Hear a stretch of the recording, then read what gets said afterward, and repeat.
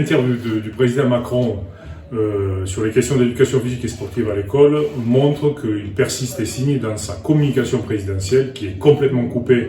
de la réalité de ce qu'est l'éducation physique et sportive et le sport à l'école, j'y reviendrai, et de l'autre côté qui ne sert que des intérêts qui sont à l'inverse de ceux que nous portons. Pour nous, pour le SNEP FSU,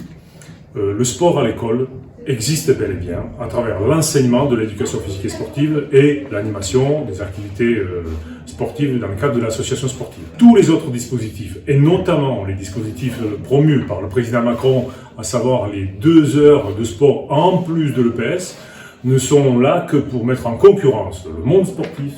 et l'enseignement de l'éducation physique et sportive, notamment. Donc pour nous aujourd'hui, j'évoque très brièvement 30 minutes d'activité physique quotidienne à l'école primaire, qui encore plus ne sont pas une activité de l'enseignement de l'EPS, adaptée évidemment à l'âge des élèves et des enfants dans le premier degré, d'un enseignement digne de ce nom,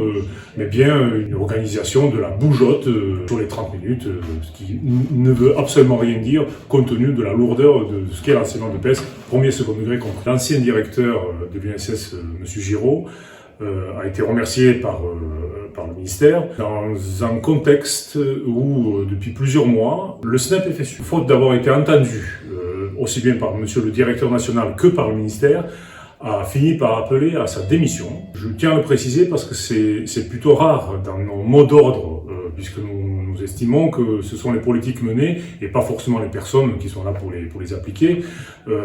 qui doivent être regardées de près. Une fois que nous avons dit ça, la profession, qui est la nôtre, avec le SNEP FSU, son syndicat, a réussi à obtenir le départ de ce directeur. Ce que nous attendons aujourd'hui, je veux dire de façon très claire, est évidemment ce que nous attendions déjà de la part de l'ancien directeur, à savoir, et donc du ministère, un changement de politique radical. L'UNSS et les AS, enfin le sport scolaire, pour le coup l'UNSS, doit être au service des élèves pratiquants avec leurs enseignants et enseignantes d'EPS dans le cadre des AS et des rencontres officielles de l'UNSS. Ces dernières doivent être l'objet d'une attention particulière. Tous les efforts, y compris budgétaires, que nous demandons un doublement du budget de l'UNSS, doivent être orientés pour permettre le développement de la rencontre dans le cadre du sport scolaire, donc de l'UNSS, de manière à le faire vivre, puisque historiquement c'est ça qui est le secret de sa grande réussite. Donc aujourd'hui nous avons M. Serfati nommé le nouveau directeur national de l'UNSS. Nous attendons de lui, mais également de Madame la ministre, puisque je rappelle qu'elle est la présidente de l'UNSS, des mesures fortes et des ruptures radicales allant dans le sens de ce que demande notre profession qui s'est tant engagée dans le mouvement contre les politiques menées ces dernières semaines et mois. Concernant les mobilisations autres, et je dirais plus générales sur des dossiers qui dépassent le strict cadre professionnel nous concernant, nous pouvons noter d'abord la FSU et ses syndicats, dont le SNEP FSU, prennent leurs responsabilités sur les différents dossiers qui nous concernent, la fonction publique, sans laquelle, pour nous, il n'y a pas de service public de qualité, bénéficie d'une attention et des volontés de mobilisation très particulières de notre part. Il y a une première journée le 13 mai. Il y a l'idée de développer la prise de conscience à la fois des agents des fonctions publiques, mais aussi des usagers de façon la plus large possible, de la nécessité de maintien, voire du renforcement de la fonction publique à tous les niveaux, dans tous ses aspects,